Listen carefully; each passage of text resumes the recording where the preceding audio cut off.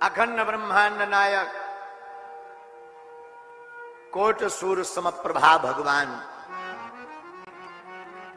जिनके कृपामय स्वभाव से पूरे जगत में चेतना विद्यमान है, ऐसे दया के वत्सल दीन वत्सल भगवान श्री सीताराम जी सरकार के पाद कमलों को हम सब साष्टांग दंडवत प्रणाम करते हैं। संसार में कथा का सबसे बढ़िया कोई वक्ता अगर खोजे तो कोई बढ़िया श्रोता खोजे एक ही है, ज्ञानी नामाग्रगण्यम सकल गुण निधानम वानरारामधीशम रघुपति प्रिय भक्तम वात जातम नमामि। सबसे बढ़िया वक्ता श्री हनुमान जी महाराज और सबसे बढ़िया श्रोता भी श्री हनुमान जी महाराज ही है। वक्ता जैसे रामचंद्र गुण बरने लागा, सुनते सीता कर दुख भागा। जो जगत जननी भवानी शक्ति पराम्बा मातेश्वरी भक्ति स्वरूपा श्री जानकी जी के दुख को भी अपनी कथा सुना करके मिटा देवे, ऐसे वक्ता श्री हनुमान जी। और श्रोता कैसे?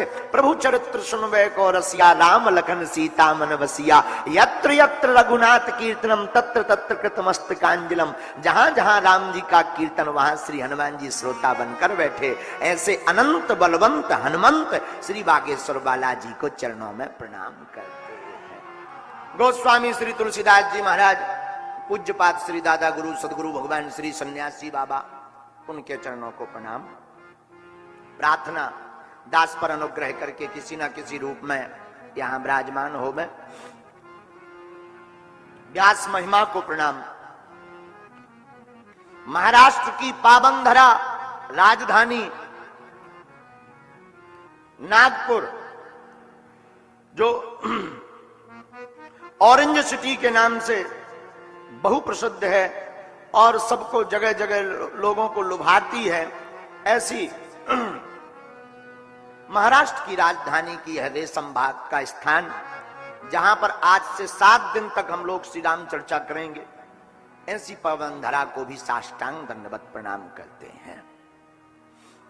गौ माता को प्रणाम, पूज्यपाद श्री दादा गुरु जी को प्रणाम, सदगुरु भगवान श्री सन्यासी बाबा को प्रणाम। हमारे सामने विराजमान संत भगवान, इस धरती के जीते जागते ईश्वर, सभी संतों के चरणों को नाक रगड़कर दास का दंडवत प्रणाम स्वीकार हो। भूदेव ब्राह्मणों के चरणों को, विप्र प्रसादात धरणी धरोहम, विप्र प्रसादात कमलाबरोहम, विप्र प्रसादात अजताजतोहम, विप्र प्रसादात मम राम नामो। ऐसी दिव्य वंदना करके भूदेव ब्राह्मणों के चरणों को प्रणाम। एवं इतनी ठंड में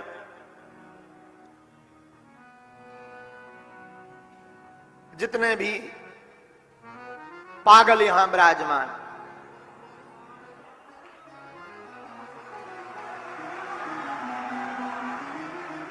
मराठी भाषा में कहते बेटे हैं, बेटे, जितने भी बेटे विराजमान, कुछ आए हैं, कुछ बैठे हैं, कुछ फिर भी बाहर खड़े हैं, और कुछ जा रहे, कुछ आ रहे, और फिर भी कुछ नागपुर के बड़े वाले आलसी घर पर बैठकर सत्संग टीवी चैनल पर चाय की चुस्की घर के सोफा पे बैठे बैठे लेते हुए कथा सुनेंगे। बागेश्वर धाम चैनल पर जो जो कथा सुन रहे हैं, ये बड़े वाले अमीर आदमी नागपुर के, जिन्हें आने में बड़ी दिक्कत, पकौड़ी कौन खाएगा है? और लुगाई की गाली, बायकों की गाली कौन सुनेगा है? तो ऐसे लोग जो घर पर विराजमान और फिर भी कुछ दम लगाकर यहां बैठे पंडाल में, आप सबको गोस्वामी जी की एक पंक्ति के साथ, सिया राम मैं सब जग जानी, करहूं प्रणाम जोरी जोर, आहा करहूं प्रणाम जोरी जोर।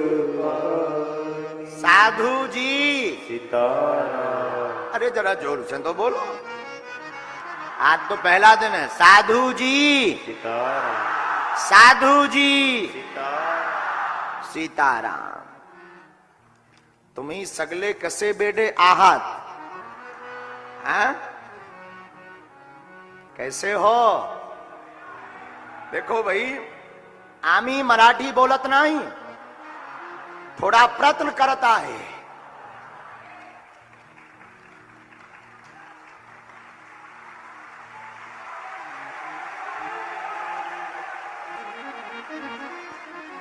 कैसे हो? बढ़िया बा। चलो आखिरकार 2018 अंत और 19 के प्रारंभ से नागपुर की यात्रा हमारी प्रारंभ हुई थी। हमें महाराष्ट्र की इस राजधानी को प्रणाम करने का प्रारंभिक मौका नागपुर में पहली बार 2019 में कश्मीरी गली में हमारे बड़े ही प्रिय श्री मोतीराम मौर्यानी जी के घर के सन्मुख कथा का आयोजन हुआ था। तब से आज तक नेह नहीं टूटा, यही बालाजी की कृपा है। फिर यात्रा और आगे बढ़ी तो हमारे उमरेड नागपुर मंडल ने खूब भव्य और दिव्य आयोजन उमरेड में करवाया। पूरे मंडल ने जुड़ करके कथा का आयोजन करवाया और पुनः तीसरी बार 2023 में प्रारंभ में ही भगवान की ऐसी कृपा हुई कि पुनः हमको जो है आज्ञा लगी सबकी कि आपको आना है। तो भगवान श्री राम जी के चरित्र को गाने के लिए पुनः पहले कथा 9 दिन की थी, लेकिन बागेश्वर धाम पर एक विशाल आयोजन होने के कारण उसकी व्यवस्थाओं को लेकर 1-2 दिन का निवेदन किया गया कि भाई 7 दिन तक जो भी हनुमान जी की कृपा होगी, हम सब इस रेशम बाग के इस धाम पर बैठ करके 7 दिन तक राम जी की गाथा को खूब झूम झूम करके गाएंगे।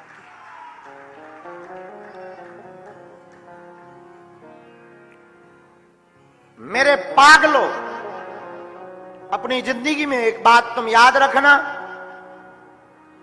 आज की कथा प्रारंभिक कथा है। प्रथम दिवस में आप सब विराजमान हैं और पूर्ण मनोयोग के साथ बैठना। याद रखना मेरे पागलों, कथा तुमको अच्छी लगे ये कोई बड़ी बात नहीं है। कथा में तुम आकर बैठो ये कोई बड़ी बात नहीं है। कथा में आकर के तुम बैठे कोई बड़ी बात नहीं, कथा आकर तुम में बैठ जाए तब कोई बड़ी बात हो, तब कुछ आनंद निकले, तब कुछ रस निकले। इसलिए मेरे पागलों,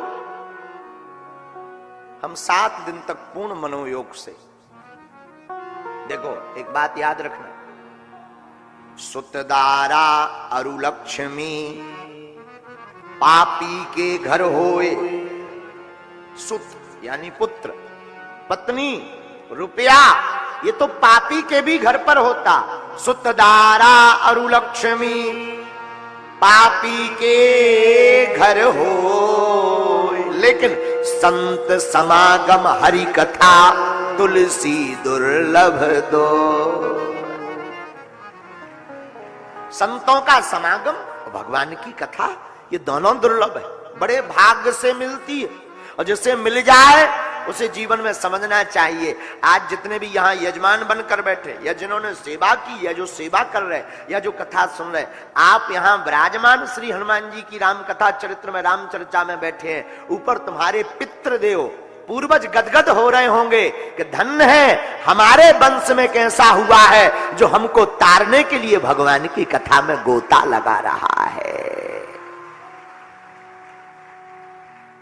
आज उनकी आंखें सजल होंगी, नेत्र उनके गदगद होंगे कि धन्य है हमने ऐसे कुल में, हमारे वंश में एक ऐसा पुत्र हुआ, एक ऐसी पुत्री हुई, एक ऐसी कुल बधू हुई जो हमको तारने के लिए राम कथा में गोता लगा रहा है। इसलिए मेरे पागलों, आज की कथा प्रारंभ करने का एक सूत्र हम हमेशा देते हैं हर कथा में, और आपके लिए भी हम एक सूत्र लेकर आए हैं। आज का सूत्र है, वजन मत बढ़ाओ, भजन बढ़ाओ। क्या बढ़ाओ हो? बोलो बोलो बोलो बोलो। वजन मत बढ़ाओ, भजन बढ़ाओ। क्या बढ़ाओ? लोगों का तो वजन तो बहुत बढ़ रहा है, भजन नहीं बढ़ रहा है। और वजन घटाने के लिए दिन ना रात खाओ भैया, खा लो दूठा पूरी। गुरुजी डाइट पर है, और बाइकों को पता लग जाएगा तो मार मार लाल कर देगी। गुरुजी please please, no no no no no. क्या हो गया?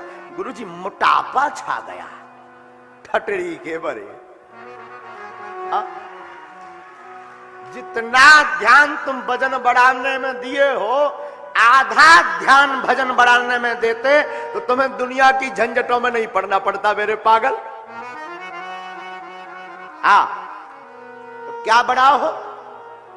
भजन बढ़ाओ।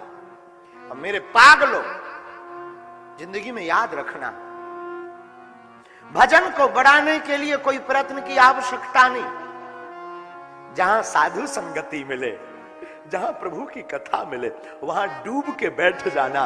देखो, नाव में या गाड़ी में यात्री बैठता है, पार तो मल्लाह है और गाड़ी चलाने वाला कर देता। तुम राम कथा की नाव में बैठ जाओ, मल्लाह गोस्वामी श्री तुलसीदास जी है, किनारा राम द्वार है, ये तुमको किनारे पर ले ही जाएगी।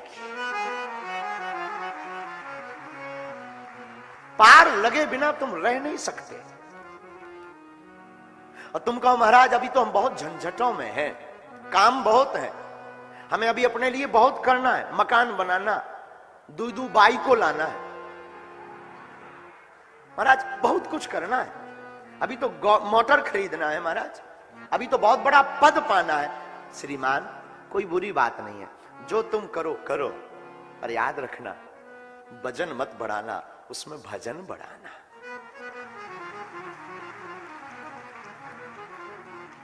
यहां इस कथा में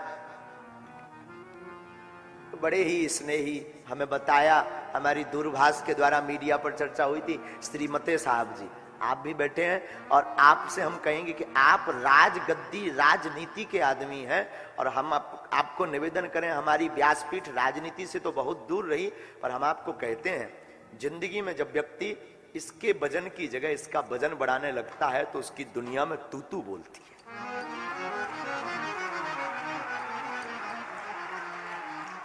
क्या बोलती है? तूती बोलती है भैया। जो व्यक्ति इसका वजन बढ़ाने पे ध्यान देता वो अक्सर मरते समय घाटा खाता है।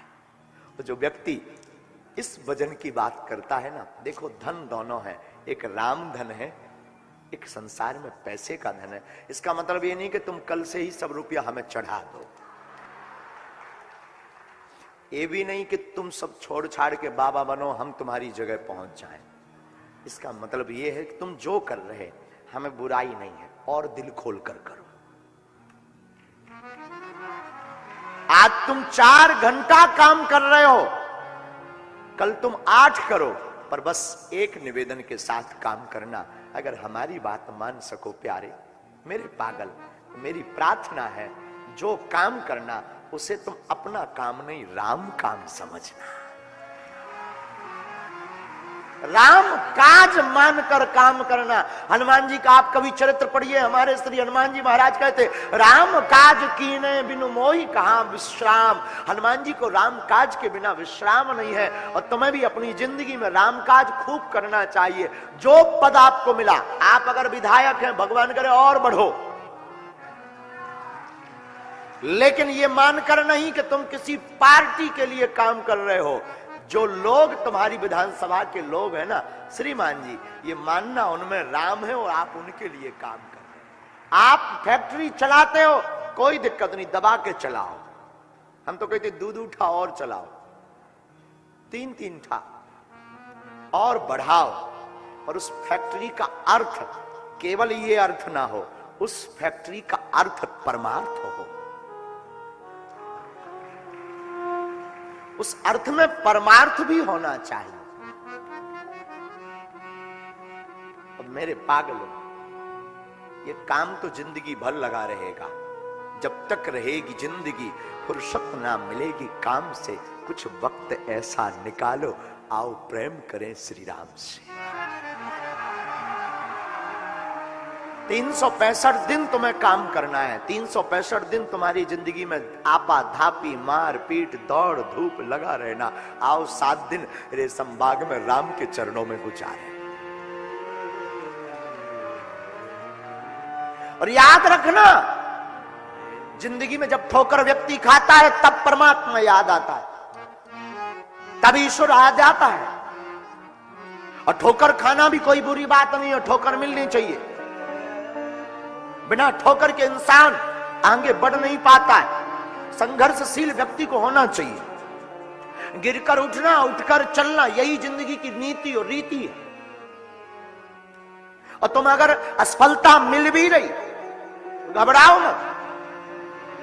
मोरियानी जी, सोपती जी जब हमारे पास पहुंचे, कहा महाराज जी की बहुत विघ्न बन रहा। हमने कहा श्रीमान कोई दिक्कत नहीं, भव्य और दिव्य होगी, हमें अपने इष्ट पर भरोसा है। और मेरे पागलो, अगर तुम्हें ठोकर लगती भी है तो ठोकर को मुस्कुरा करके सहो। ठोकर इंसान को बलवान, ध्यानवान, ज्ञानवान, बुद्धिवान बनाती है। याद रखना, शाम सूरज को ढलना सिखाती है, समा परवाने को जलना सिखाती है। गिरने वालों को होती है थोड़ी सी तकलीफ, पर ठोकर इंसान को चलना सिखाती है। कितनी भी ठोकर खाओ लेकिन मुस्कुराओ। ठोकर खाओ और मुस्कुराओ। किसी गांव में एक किसान रहता था। गांव का किसान, उस जमाने में भगवान बहुत जल्दी सुनता भी था। अब आज का जमाना, भगवान डर गया आज के इंसान से, डर गया, क्योंकि इंसान की खोपड़ी बड़ी खतरनाक होती है। क्योंकि भगवान अगर कह भी दे कि तू मांग क्या चाहता, तो वो कहेगा महाराज ब्याह नहीं हुआ, बाई को आ जाए। और अच्छा भगवान कह भी दे जा तेरा ब्याह हो जाएगा, लुगाई मिल जाएगी, तो वो फिर कहेगा कहां मिलेगी।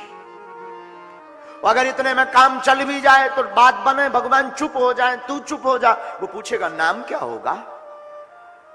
अगर भगवान बता भी दे कि उसका नाम ये होगा, और उसके बाद भी अगर मैटर क्लोज हो जाए, चैप्टर बंद हो जाए, तो बात बने, वो फिर पूछेगा गोरी होगी कि काली। और अगर वो बता भी दिया जाए तब भी बात बन जाए, तो कोई खबर, कोई हौस, कोई बहुत अच्छी बात है, तब वो फिर पूछेगा कहां रहती है, नागपुर में या बाहर पूना में। और अगर वो भी बता दिया जाए और बात बन जाए तो कोई बात ठीक है, मैटर क्लोज हो, लेकिन उसके बाद फिर पूछेगा गुड़ी होगी कि अवगुड़ी। संसार के प्रश्न कभी खत्म नहीं होते। ये खोपड़ी है, खोपड़ी इसका नाम ही इसीलिए पड़ा है, ये खो गई और पड़ी है इसीलिए खोपड़ी है। उस जमाने में भगवान बहुत जल्दी सुनता था, आज के जमाने में डरने लगा, खासकर नागपुर वालों से। उस किसान ने कहा भगवान, ऊपर से आवाज आई हाँ बोलो माय डियर। किसान ने कहा तुम बड़ा पगला है, बेडे। भगवान ने कहा क्यों। वाह, जब पानी चाहिए तब तू धूप निकालता, जब धूप चाहिए तब तू झमाझम बारिश में सब बहा देता, जब तूफान नहीं चाहिए तब तू इतनी तेज हवा चलाता कि सब उड़ जाता। तुझे किसानी करना आती नहीं है, और खेती किसानी तूने की भी नहीं, तो आपको कृषि का काम आता ही नहीं है। भगवान ने कहा तो क्या करें। बोले अगर तुम्हारा हौस हो, तुम्हें अगर कोई दिक्कत ना हो तो एक काम करो, 1 साल के लिए मैनेजमेंट मुझे देकर देखो। मैं टाइम पर जब बारिश चाहिए तब मैं करूंगा, जब आंधी चाहिए, जब धूप चाहिए मैं लूंगा, फिर देखो तुम, पूरी दुनिया खुश रहेगी। भगवान ने कहा मान जा। किसान बोला क्षमा करना, मैं बहुत अच्छी बात बोल रहा हूं। भगवान ने कहा ठीक है, 1 साल का मुखिया तू जा, जो करना है सो कर। किसान तो बड़ा खुश।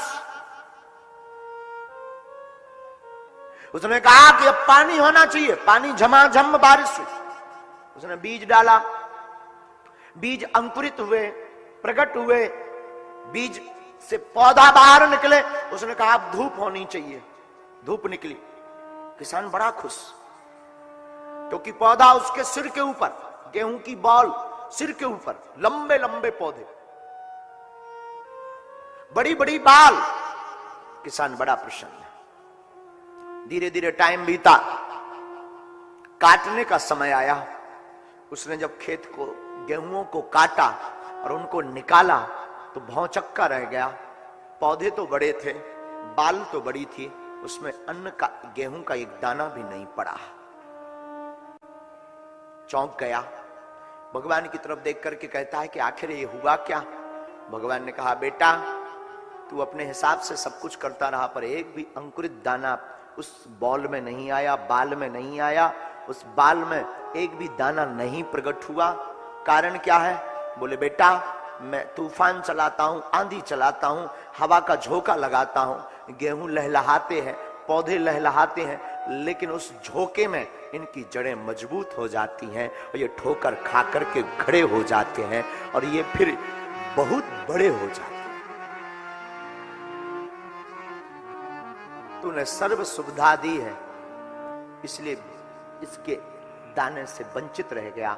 आप अपनी जिंदगी में भी एक बात याद रखना, तुम अपने शरीर को सब सुविधा दोगे तो शायद तुम्हारा शरीर भगवान का भजन ना कर पाए, शायद तुम मंजिल तक ना पहुंच पाओ। इसलिए मेरे पागलों, अगर तुम्हें ठोकर लगती है निराश मत होना, अगर तुम्हें कोई धक्का दे रहा निराश मत होना।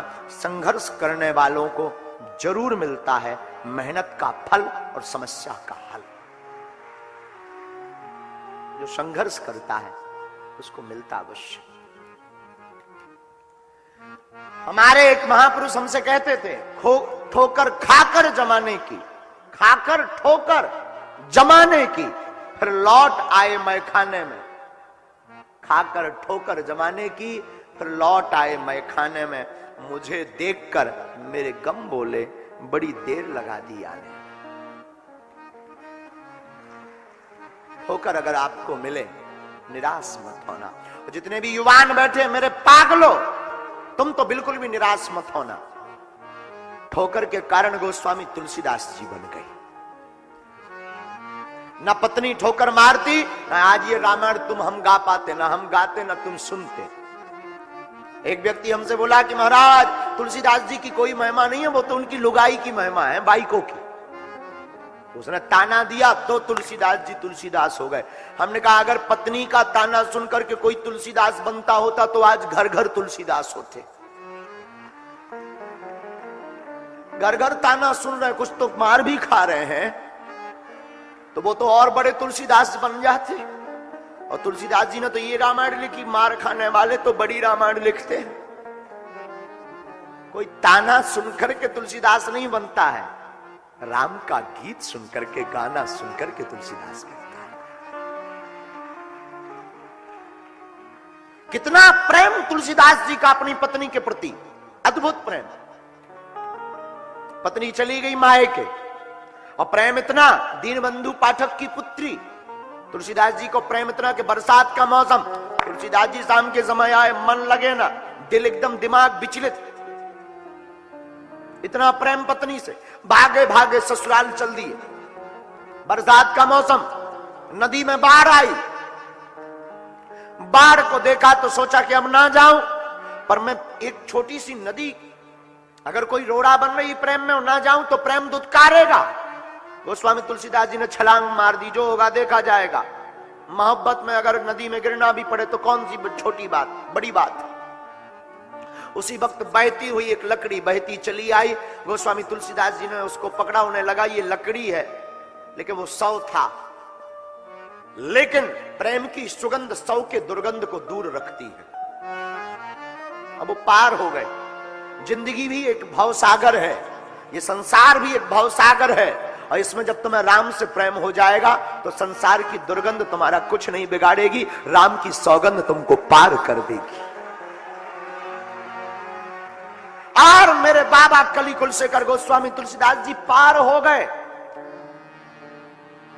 पत्नी के घर गए, रात का अंधेरा, दरवाजा कौन खुलवाए कौन जगाए, लोग पूछेंगे तमाशा बनाएंगे, इतनी रात को क्यों आए, अभी अभी तो मेरी बेटी आई है, तुम पीछे पीछे पीछे पीछे पीछे पीछे क्यों चले आए, क्या जवाब दूंगा, कौन बेकार समय बर्बाद करे, मुझे तो एक बार देखना है, बस मैं देख लूं, मेरा मन ये जो विचलित हो रहा है ना, ये बहुत ज्यादा उकताहट पा रहा है, इसको थोड़ी शांति मिल जाए, थोड़ी आनंद इसको मिल जाए, थोड़ा प्रेम रस मिल जाए, आंखें थोड़ी तृप्त हो जाए। इंद्र विभूत के कारण तुलसीदास जी सोचते हैं क्या करूं, ऊपर रहती है पत्नी, दूसरे वाले मंजिल पर मैं चढ़ता हूं।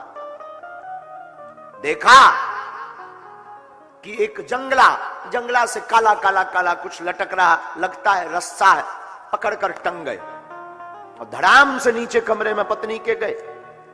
पत्नी को जगाया, उठो। चौंक गई, कौन? मैं। पत्नी कांपने लगी, आप इतनी रात को, वो भी मेरे कमरे में, आखिर हुआ क्या?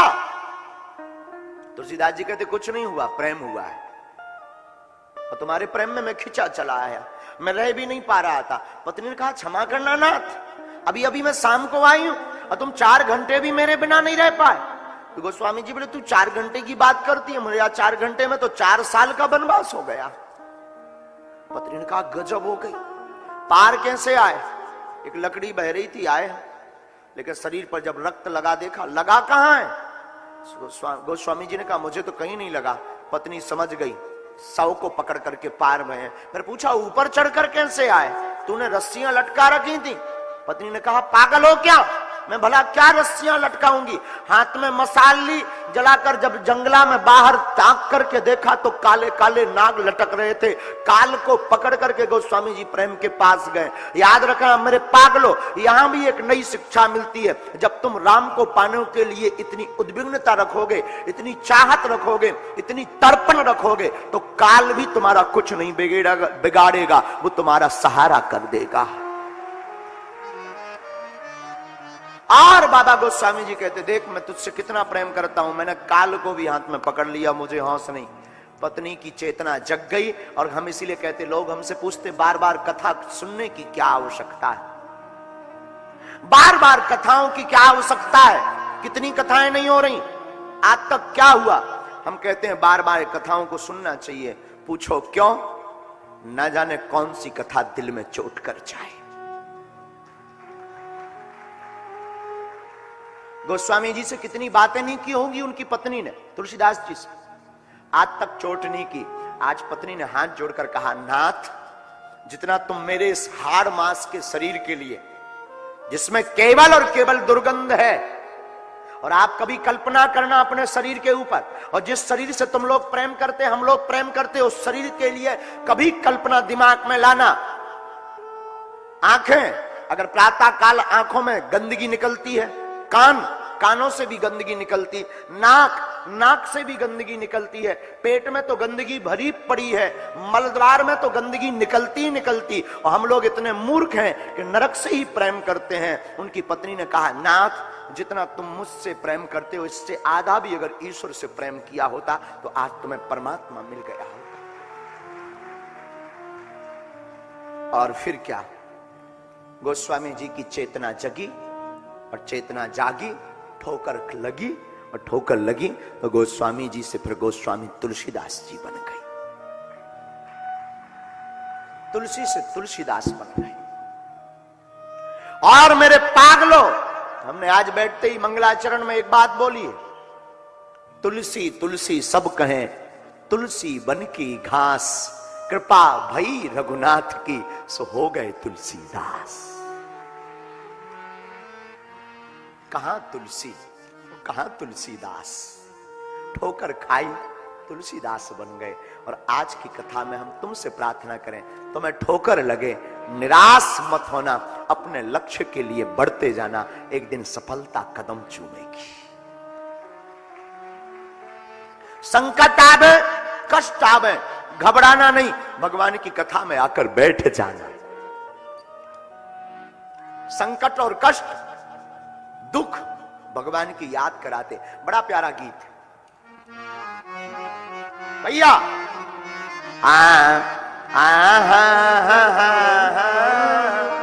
दुखों से जो ठोकर खाई न होती,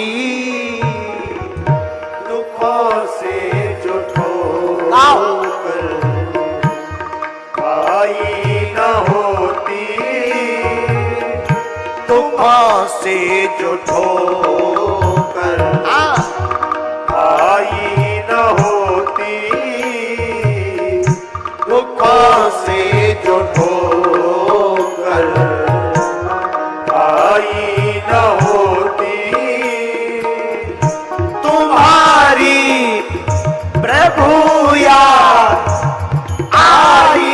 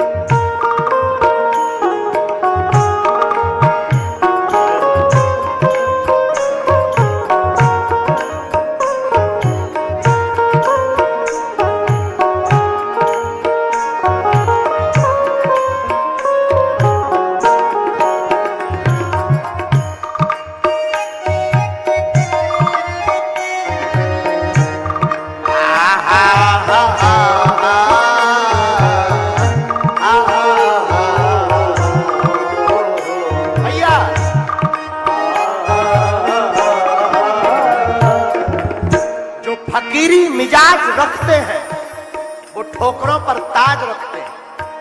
जो फकीरी मिजाज रखते हैं वो ठोकरों पर ताज रखते हैं। जिनको कल की फिक्र नहीं वो मुट्ठी में आज रखते हैं। जो प्राणी जगत में निरादर न पाता, जो प्राणी जगत में निरादर न पाता, जो प्राणी जगत में निरादर न पाता, जो प्राणी जगत में निरादर न पाता, कभी भी न लगता ये कटु ने नाता, कभी भी न लगता है कटु ने नाता, कभी भी न लगे ताए कटु ने नाता। कभी भी न लगता है कटु ने नाता, जो मित्रों की जगह से जुदाई